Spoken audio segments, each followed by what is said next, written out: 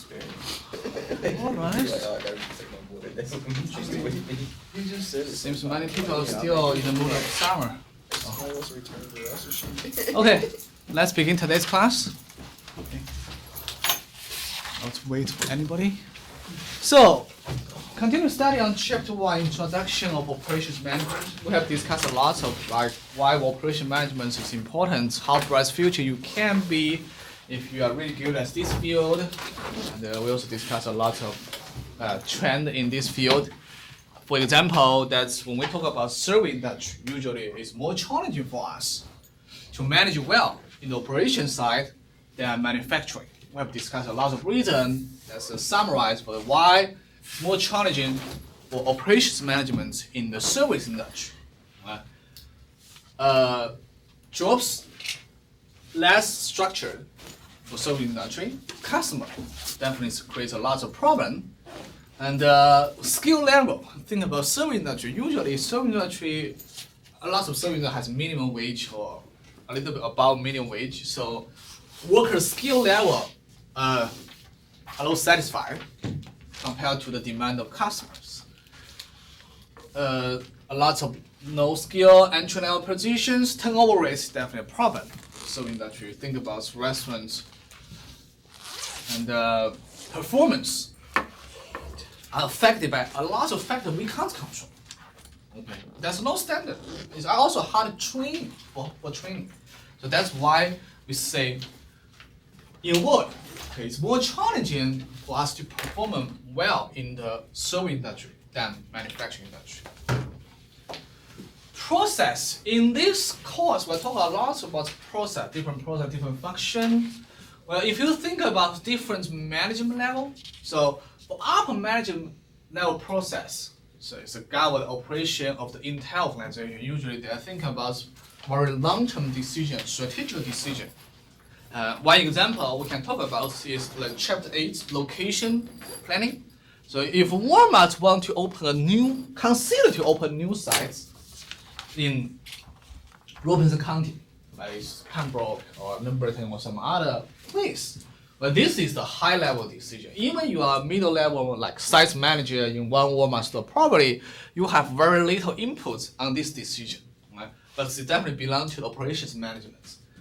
In the middle level is operational process. There's core process that make up the value stream done weekly or monthly. Supporting process supports the core process. Next topic is about the variation. I believe everybody know what is variation mean, especially you have all passed the business statistics 1 and the business statistics 2. You know variation. What does variation mean? We also know the definition of like the standard variation, standard variance or variation, okay, from statistics. So now we'll talk about for the management way. So there's 4 sources of variation. The first one is, in my opinion, is the good part. It's the variety of goods or service you provide to your customers.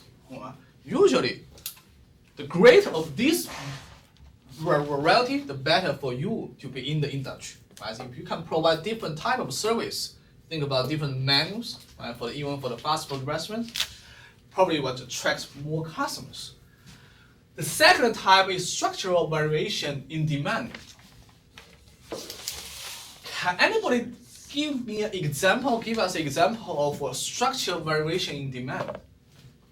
Especially if you are selling some product, this product has a structural variation in demand. Anybody can give an example? Like M&M's be one. Could you repeat that?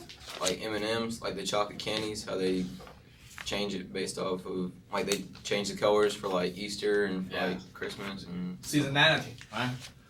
We'll talk about that, very good. So we'll talk about in next chapter. Well, if many product has a seasonality, chocolate candy, turkey for Thanksgiving, or different costume for the Halloween. So they have very strong seasonality. It's a structural demand, which is also not bad because you know that, you know the structure, or you can at least predict well for the structural variation in demand.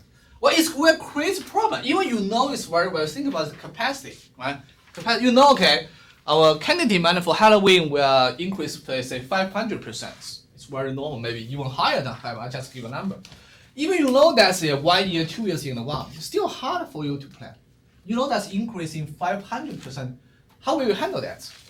Well, you can invest a machine in advance, but it's only used for the Halloween. You can have employer in advance, still only used for the Halloween. Where you lay off them, where you return the machine back or sell it by discounts, that's still a problem. Even we know that, it depends on the extent of the change of demand, also depends on your capacity, flexibility, when you can handle that, right? That's the problem. Right? But still, we know that it's structural variation. We can kind of, or hopefully, we can handle it well. The next one is really we don't like. It's a random variation. You know, nature matter. Okay, we don't know. In fact, we don't know. We only know a piece of cake of the whole universe. There's lots of things we don't know. So that's the reason that some variation is random. We can't handle. That's why we say, okay, we can never reach the picture we showed last class, supply equal to demand. Because the variation is everywhere, right? The last one is assignable variation. We don't like that, but as long as we can identify the source of this variation. For example, if we have a production line for the first row student, we have 6 people work in this production line. And let's say we just produce a Starbucks coffee in a production line. Well, Starbucks coffee, not a good example. We don't need 6 people to handle that. Let's say we produce this chair for these 6 students in the first line. Well, we find over this chair, in the past week, the height is always like say 2 inches higher than the standard. What's the problem? Then we dig out. Okay, we find, okay, the first students in this production line, she's lack of training, assume, okay. It's lack of training and then management has something wrong. That's the reason why we have always a higher chair than standard. Then we can identify this problem and maybe do some more training for her, maybe let some people help her, maybe just assign another person to do the same work with her. That's to helpfully to solve this problem. So that's the 4th variation. All these variation creates problems for our operation management, all the variations. But as we say, discuss, except for a random one, hard to solve. All the other 3, we can have a way to solve them, hopefully, at least to identify them. Okay, so next topic is the scope of operations management. Okay. There's a lot of functions we'll discuss, and some of them we won't discuss in this course, such as forecasting. Chapter 3, we'll discuss. Capacity planning, Chapter 5, definitely discuss. Scheduling, Chapter 16, we spend lots of time to discuss it. Inventory management, Chapter 13, another very important function we'll discuss. Quality control, assuming quality, Chapter 10, we'll also spend time to discuss. Motivating employee, we won't discuss in that course. I believe you have taken like human resource management or some other classes we have discussed a lot on how to motivate the employer. Facility location, Chapter 8, we'll discuss. Some other things, there's a lot of things in this class. We will discuss some of them, but for many of them, we don't have time to discuss. But you can see there are lots of functions of operation management. You can see there, many of them are so important, critical for our business. If you are operations manager, there are 2 primary functions for you to do that. First is a system design decision. Okay, it's a high level. Let's talk about like location decision, open a new site. Another example is capacity planning. Whether you want to invest a $1 million machine, whether you want to help 10 more people, that's also a very critical decision. That's system design decision. Second type of function is a system operation decision, like daily job, weekly job. You have to make your forecast every week. You have to control inventory very well every day, check your inventory level every day. So that's 2 types of your functions as an operations manager. For system design, because it's a high-level decision we talk about, usually it's a high-level manager or director, even C-level to make this decision. It's include but not limited in the capacity planning. We have discussed. We'll discuss more in chapter 5. It's a very expensive decision. Whether you say you want to extend your capacity, usually it involves big investments on machine, on people, on training, on software. So it's very expensive and long-term decision. That's why the system is design. Location planning, we know that's very expensive, right? Layout of facility. Well, if you are just operating a convenience store, I don't think it's a very expensive decision. Still, it will take some time or effort to change your layout. But if you think a Walmart, Food Lion, a big warehouse, Sam's Club, that's a big decision. Or you can't change that every week, every month. Products and service planning, acquisition, and placement equipment. They are all long-term, expensive decisions. Usually for the strategic decision, it's long-term commitments, and we have to determine parameters of system operations. So as long as these are fixed, then for the lower level decision, we think about forecasting. Forecasting definitely is related to capacity. Right? If you don't tell me the capacity, how can I make your forecast? If you only capacity is 0, my forecast is very simple, 0.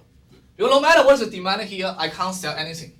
Right? So this will determine the lower level decision. It's a parameter, it's the inputs for the lower level decision. Similar inventory management. Right? If you give me a very small warehouse, right, I know what the inventory means. So that's a capacity problem for the inventory. System operations. As we said, okay, management personnel, human resource management is a daily job or weekly job, right? Inventory management control definitely is the daily job. Usually nowadays is controlled by software or computer. You have a record, you can extract record every day or anytime you want. Scheduling, usually it's a weekly job.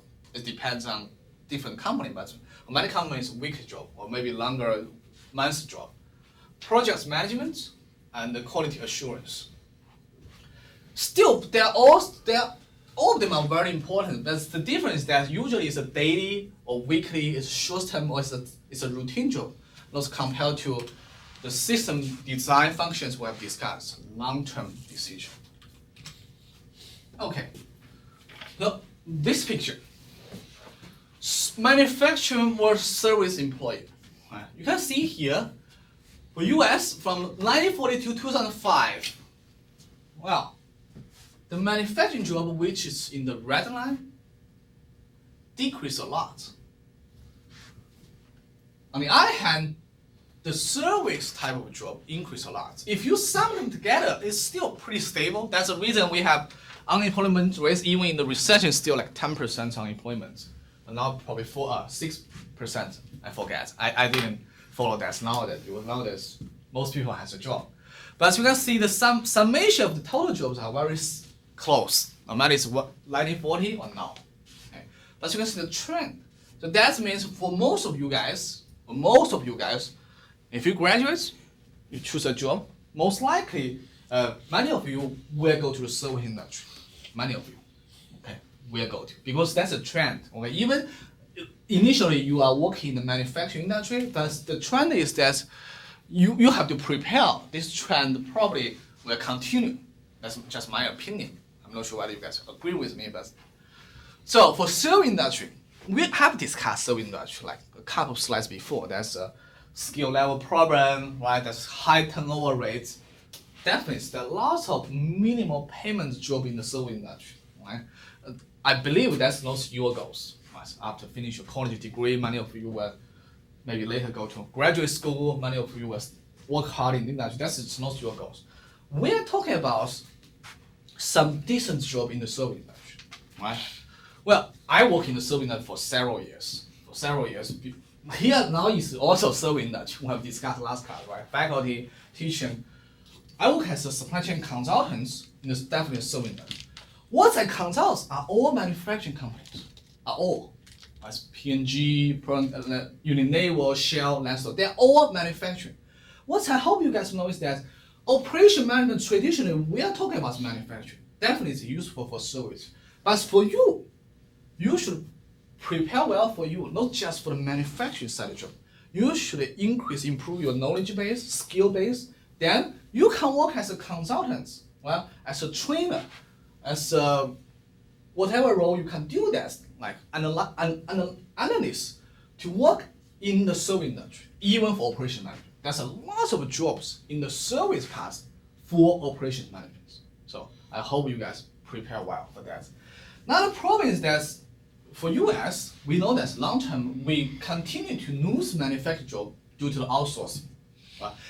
This changed a little bit after the recession because the government has taken some policies. We want to attract company back, like for example, Apple invested a manufacturing factory in New York State 2 years ago. Well, but I think that trend can change, not just for US. It's a trend all over the world. The difference of the salary, difference of skill level. You think about, I'm from China. We have some students from China too. Some students from Korea, German, right? Many countries we had experience outsourcing or is experience outsourcing like China. Well, 10 years ago or 20 years ago, okay, for US company or German company, they consider outsourcing. China may be one of the top candidates consider to outsource our manufacturing side to China, right? Why 10 years ago they think about that way? Anybody can tell me? Why like 10 years ago, many companies consider to outsource to China? What's the advantage to do that 10 years ago? Cheaper labor? Cheaper labors. Right. What else? Numbers. Skilled workers. Right? Not just cheap. If cheap, you can find some other country definitely is, even 10 years ago, is still much cheaper than China, but skilled workers. Around there, let's see, that's two major parts. Definitely stable environments. It's not like the Middle East, some country, Middle East, those other country. Okay, the first skilled workers, no problem. Now the workers even more skilled than 10 years ago, no problem. But the first factor, most important factor, cheaper labor, is this still true? No, right?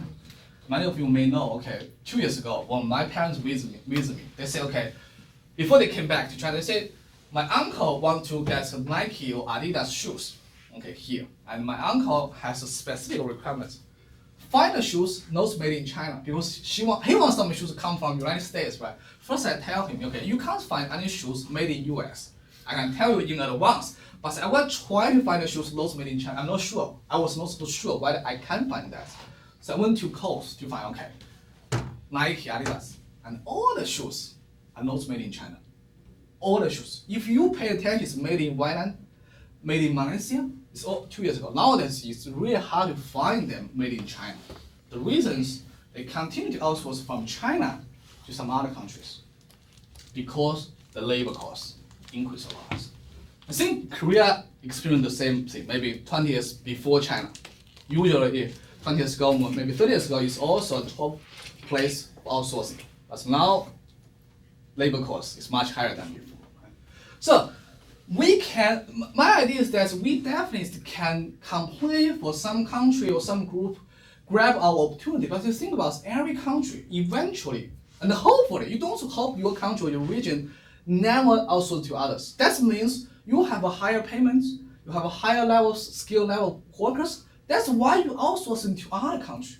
Every country will hopefully experience that period, like China is doing now. I went back to China this summer.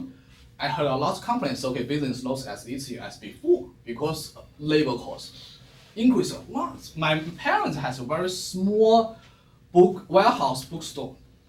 Well, even they have just 1 or 2 workers. The salary increased a lot in the past 10 years or 5 years. Well, now they just do their business by themselves. It's really expensive. They can do that because it's just a small bookstore. They can do that. They are still very healthy, so they can do that. But you think about manufacturing, right? You need a lot of employees. You can't do that. So what I want to say is this trend, most likely, as long as U.S. economy is still the #1 or at least top in the world, the trend won't change. If not Korea, if not China, there's a lot of developing countries in the world. That's a lot. And if you think about most of the developing countries, they pay a lot of attention on education. So that means they can provide a lot of skilled workers. They can provide a lot of skilled workers. Then, give the cheaper labor. Well, business, right? We are in the school business, so we can talk about that loudly. It's not a political science. We know business. We are the money-driven people here, right? If you are in the management level, if there's outsourcing opportunity, will you do that? probably you will do that. Right? Why not? Right? You may feel a little bit guilty about your employer, about the local people, but business is business. As long as you don't violate any law or regulation, most likely you will do that. And then for you guys, for us, we have to prepare well. We know that's okay. That's a trend. Service levels, service industry, high payment job is not easy. It's not easy, right? But I hope you guys study hard, work hard. You should be fine. Any questions for discussion? Well, I will discuss a lot on the globalization parts about this trend too. But I just want to share with you guys. Do you see another trend occurring outside of service and manufacturing that can affect the service and manufacturing like industries? I believe the machine is definitely the key problem, machine or computer. So in my opinion, that's okay. It's not just competition between people or the people all over the world. It's because of software and machine. In fact, in Europe, you are from Germany. I know Europe, many countries, as in US, every country is the same. Government creates some opportunity jobs. It doesn't need people. Just for stable, right, for the political stability. You create some job or machine or they can easily handle, but you create this job so people can have a job. Okay. So in the long term, in my opinion, that's the summation of the available jobs will decrease over the world. Just my personal opinion, maybe many of you guys don't agree with me, because I think of software machine they can substitute people. So I definitely tell my daughter, she's only 3 years old, but I will told him every month. I say, in my opinion, when she has to find a job, maybe 30 or 40 years old, when she is 30, 40 years old, I say, probably the unemployment rates worldwide 30 to 40%. That's just my pure guess. So you have to fight really hard to find a job. Maybe it's too harsh for her, but that's my personal opinion.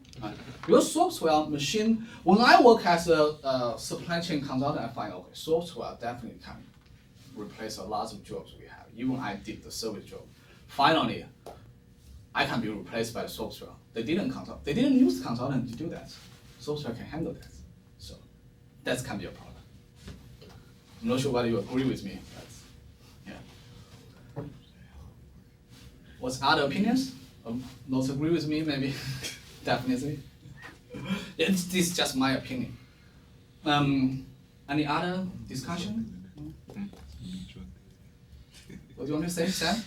Oh, no. I was just laughing about something. You know, because when you were talking about how technology is more than likely going to replace majority of people in the workforce, I'm like, well, you know, we have to try to find some different alternatives nowadays. Yeah, definitely. We have to find a difference between, but it's not a business topic, but we can spend a lot of time to discuss how difference between the human and the machine or software, what's the advantage for us, right? Yeah. So pretty much like, normally nowadays, it's all about the skilled workers who actually know how to fix the technology to perform all of those tasks, dealing with like the jobs, right?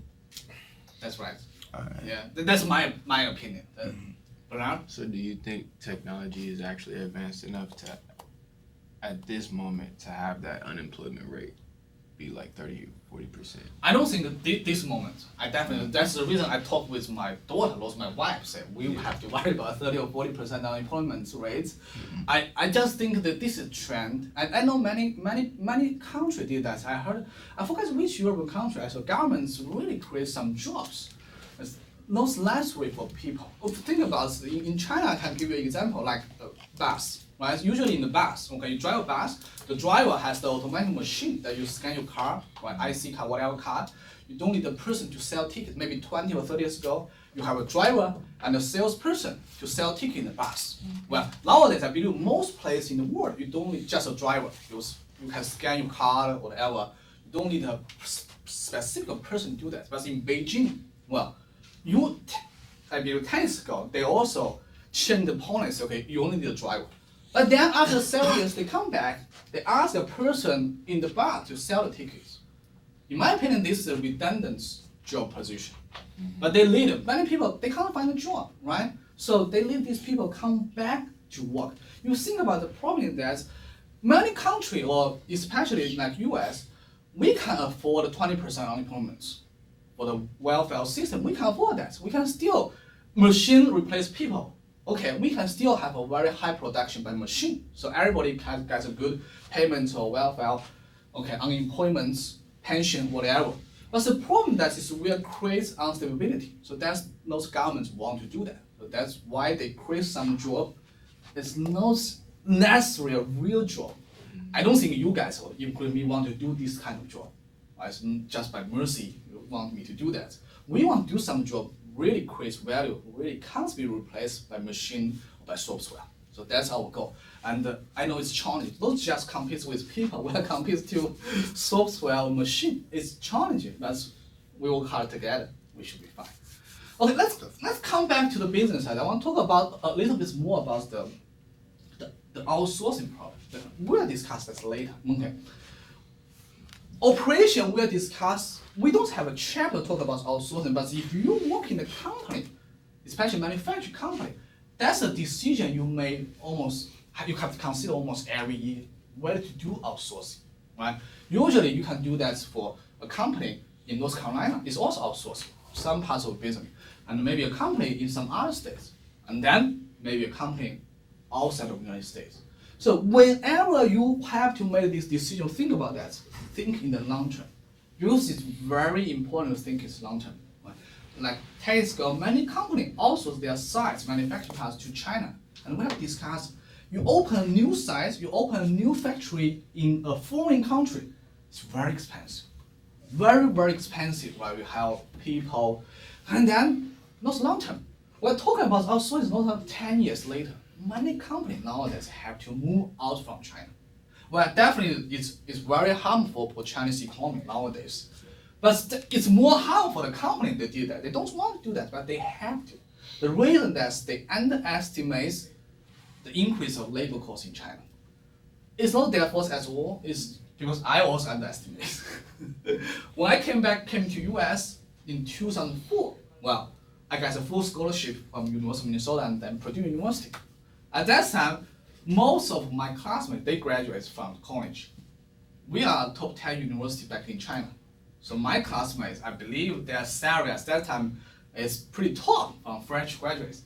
But I earn more than most of my classmates back in 2004. Even I am studying here, I get a full scholarship. They work full-time in China. I earn more, like probably only earn like $15,000 per year, but I earn more than that. But nowadays, 2 years ago, I came back. We have a 10 years graduation reunion. Come together. Okay, we went back to our university. Went back. So there's some whisper. You know, when we're reunion, some whisper. We discuss. Okay, my salary. Okay, how's going about your business? And I can't tell you the statistics because nobody really give the statistics. Okay, write down your salary. But we kind of know the level of my classmates, my college classmates' salary or income nowadays. I can tell you. A lot of people earn much more than me now. It's not 10 years ago. Now, after working 10 years, their income increased 10 times, 1,000%. It's not real. I can tell you, I only have 30 classmates. It's a small major.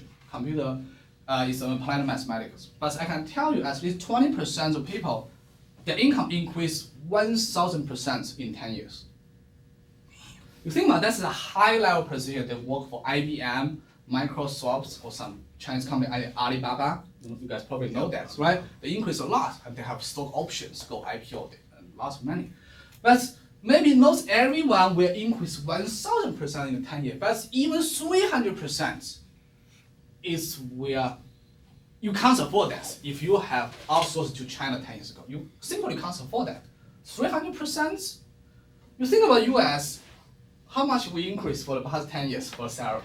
I don't know, but you can calculate the inflation rate is probably very similar, right? Maybe 20% to 30% at most. But for developing country, it's different, totally different story. We can't use our source or our observation for developing country like US or Germany to forecast, estimate the trend of developing country. For many developing countries like China, India, the reason they are called developing countries is that they are really developing every day. They are developing. So when you do the outsourcing, you have to do the outsourcing. We can't afford to think about that. That's a solution. We should do that. We should take it as an option, but think for long term. It's hard. I didn't estimate that way. That's the reason. One of the important reasons I came to US, I think, definitely see. Probably I will much more here. Okay, but I definitely enjoyed the job here. But for the salary part, dramatic change. So I want you guys to think in advance when you make a decision. It's very important. Mexico or some others say it's the same thing. Even some country, Africa, you don't know. You have to think twice, third time before you make this long-term decision. Right? Good? Okay. So, the decline that we have discussed a lot. First is that productivity. Advanced technology, advanced machine software, we increase our productivity. We don't need so many people to, like 200 years ago, 80% of people are doing for the agriculture industry. Because we do need so many people to create food for us. Nowadays, I don't know, worldwide maybe 10 to 20%. US definitely less than 10% people still are doing agriculture industry.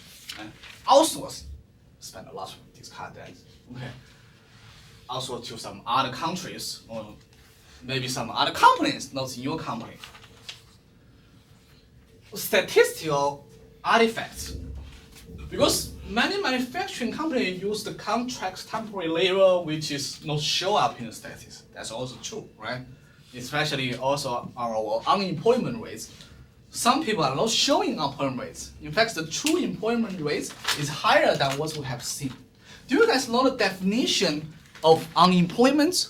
When you are counted for the US unemployment rate, what's the definition you say you are unemployed? Someone that's Yeah, still you're not working but still looking for a job. Yeah, that's us. But you can think about that's a problem. A lot of problem that's we miss somebody in this definition, right? First is some people they are no longer looking for the job. There's several reasons. First, maybe one person is really he or she doesn't want to have a job, like housewife or house husband. They don't want to have a job. Definitely, we shouldn't count them as unemployment because that their goal is for family value, right? But there are a lot of people, especially during recession, they try to find a job for 1 year, 2 years without any result. They stop submit resume. Well, these people are not counted for unemployment rates. You say you are no longer looking for a job. But the reason they are no longer looking for it is they are desperate. They think there's no way they can find a job. But this is not counted for unemployment rates. Nobody knows it's a mystery. What is the real unemployment rate? But we know that current unemployment rate is underestimation for true unemployment rate. Similar here, okay? That's the statistic. That's the reason you guys have to learn good at statistics. Otherwise, even some people give us a number, we can't fully understand this number. We know the definition of statistics. We know, okay, there's any trick, any risk, any potential problem. What is statistical number? Okay, we have to make a lot of decisions for our operations management. So what's when, well, how, who. Okay. Like forecasting, I talked about forecasting. So this is the next chapter. We have like example for so many questions. What's a month? That's forecast. Okay, next week, ice cream demand. What is a month? Yes. When does this lead? We'll talk about next week demand. It's not the next month's demand. It's not next year's demand. You have to tell me if you told me a forecast number. You have to tell me not just the quantity, but also when will be the demand happen, right? Well, is this Walmart store or Food Lion store or some other store for this ice cream demand? You have to tell me that because different stores have totally different pattern. Okay. And how for product service design, how it will work, and who will do the work scheduling. Okay, we have different employer. We have to schedule who did this job first, who will be the next one. General approach, there's several different approach for decision making. Okay, first approach we'll talk about is a model. And we'll talk about lots of models in this course. By definition, model is abstraction of reality, simplification of something common feature of the model include, okay, definitely it's a simplification of real life phenomena. So, like a mathematical model, right? They omit some unimportant details of the system. So only pay attention to most important factors of the system, then we can have a model. So you guys have learned a lot of models in business statisticals, like linear regression model or some other models, right? We know that, for example, let's quickly review, right? Let's say we have some products past sale, something like that. I believe for most of you guys familiar with linear regression, I think, okay, it seems like have a very strong linear relationship from past sale. Then we will create a linear regression model to use this model to make a forecast for the future demand, right? But we definitely is not a true or 100% linear model. We know there's some variation, like it's not all the points in this straight line. Then, but we omit. We think sometimes it's unimportant, sometimes we can't handle because you probably it's hard to handle the noise or find a very, very complex model. So that every point will be in this line. So it's really hard. So for simplicity, most likely we'll create a linear model and to make the forecast. So that's the model. Example. And 3 types of model we'll discuss. First one is physical models. It's really like the real life counterparts. The second one, semantic model, less than their real life counterparts, but than the physical model. The last one is mathematical model. It's very abstract and do not look at as all. I will discuss a lot of mathematical models in this course, but I also want to ask you guys, do you have any example? Okay, when we have a management problem, we use the physical model instead of mathematical model. We use physical model. Do you have any example? Any examples of physical? Physical model. Maybe car dealerships, they make a model of the car before they actually get into production. You want to customer to, or you want like engineering to test the car? Right. Yeah, definitely. Car industry has a lot of physical model. Similarly, plane industry, airplane is the same. Like when people are doing like city mapping, they make physical models, like the area that they're trying to build up. You know what I'm talking about? Could you explain a little bit? Like when they're building something. Building something. Yeah, they'll make like a physical model of the building in the area that they want it to be in. Okay. after You they say make the model house? Yeah. Okay, I see. Yeah, definitely. So they want, before they sell to the customer, not just the floor plan, they want customer to see that. Good example. Other examples? I think that's, yeah. Because mathematical model sometimes is not so convincing for many customers, for many people. Even you tell me, okay, you have very advanced technology, but still, you have to do that. I personally have like the example, because for example, I will ask you guys. So, when you guys, if you want to, make a decision to purchase a car, I'm talking about a new car, brand new car. Okay, purchase like 2015 Ford or Toyota, whatever you choose. Okay, you want to choose. What factors you will pay attention for a new car? What features? What important things? I know first is price. Well, everybody knows this. It's very important. What else? Gas mileage. Gas mileage. Very good. Yeah. Safety and design. Safety. Okay. Let's talk about safety. Well, safety. Right. Gas manager. Okay. Also very important. Let's talk about safety. How will you know the safety of a car? They can tell you a lot of features. I have some features. I give you some numbers of the A-pole is very heavy or heavy. What's the weight of the car? A lot of things. They can give you that. Mathematical model, they say, running the computer simulation is very strong. But when you buy that, you'll buy some of them maybe. But how can they convince you for the safety test? It's a physical test. It's the true car. Okay, but the people is not true, but it's very close to the true people, but it's a true car for the test. Right? Different organization, I think the IHIS, I forget the organization name, they have the car crash test every year for the new model, almost for every car, right? So then, you most likely you will buy that result, right? Instead of the weights or some other features. You can see the crash test, what's your performance for safety. So that's why even it's most likely it's much more expensive for the car industry to do this physical model. It crash a brand new car. But they have to do that. You can't save this money. If one company say, I don't want to do this test, you know the result. Everybody else do the car crash. You say, I don't want to do that. Okay, I don't want to do the physical model. You have the problem with your customers.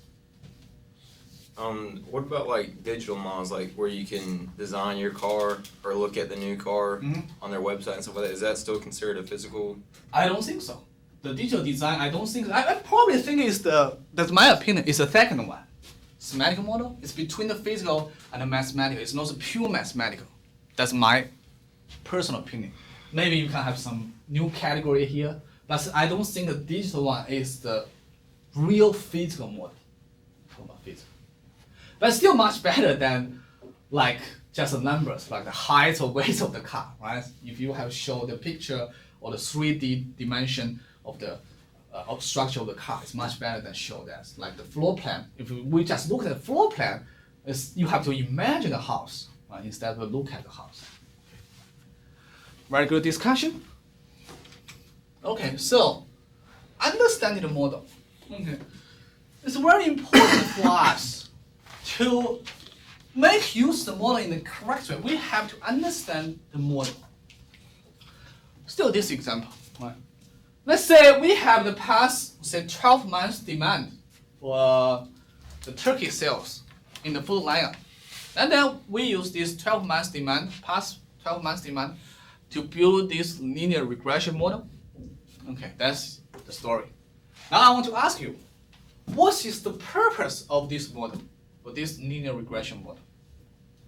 I use past 12 months data to build this model. What is the purpose of why I bother to build this model? So you forecast and plan. Forecast. Yeah. You can do some other things. You can say some whether your marketing strategy makes sense, whether your promotion has some effect. But yeah, you can give example, right? One example, you want to make this forecast, right? Okay. How is usage generates results? Let's talk about forecast. How can I use this linear regression model to generate results? Maybe I have to write down, maybe. Maybe let's say 3 plus 5x. Okay, let's say that. How can we use these to generate results? If we have this model. Plugging in numbers. Don't hesitate. It's a simple answer, right? Just plug in the number. What's the month you want to forecast? Maybe the 13th month, 14th month, you plug in. And you guess it. Look, it's a very simple example. Most models are much more complex than this one, right? Maybe several different x1, x2, x3, very complex model. But it's the same idea, right? What you want to do, let's plug in and you can find the results.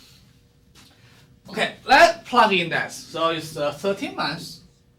3 plus 5 times 13, so it's equal to 68.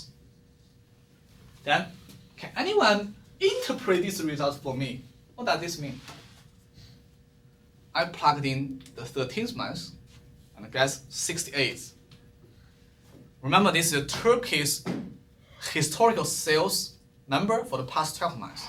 And then I use that to forecast the next month, which is the 13th month. I guess 68.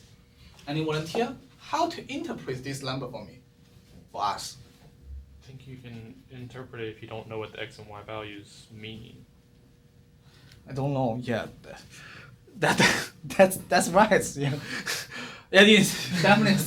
Well, it's a mathematical model. Definitely can interpret it that way. That model has a limitation, but can you interpret it in another way beyond that? Make no sense for x and y? Well, I mean, you could just say like for every 13x, there's going to be a 68 output or But something. what is 13? X equal to 13 mean? What does x equal to 13 mean? I want to go a little bit deeper. I don't know. 13 months, right? 13 months, right? Which means probably it's the next month. If we are at the end of the 12th month, right? We collect the historical data, we build this model, and apply in 13. That's the next month's Turkey demand forecast. Okay, that's the interpretation. Okay, there's a lot of assumption limitation, like a linear regression model. I'm not sure whether you guys still remember, but there's lots of assumptions whether you can use a linear model. For example, it's like the variance has to be to follow the normal distribution.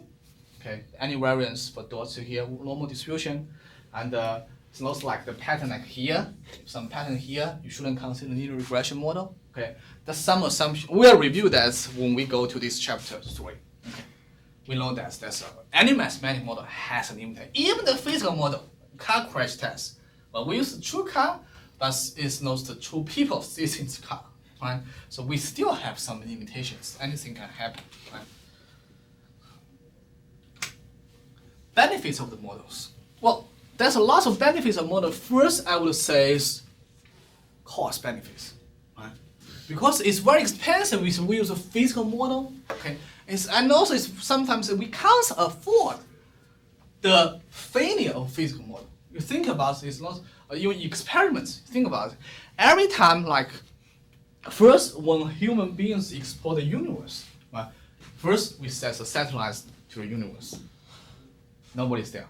And then we set a monkey or sheep to the universe to test their results, or mouse there. And finally, we dare to send a person to the universe. Well, because we can't afford that. Car crash test is the same.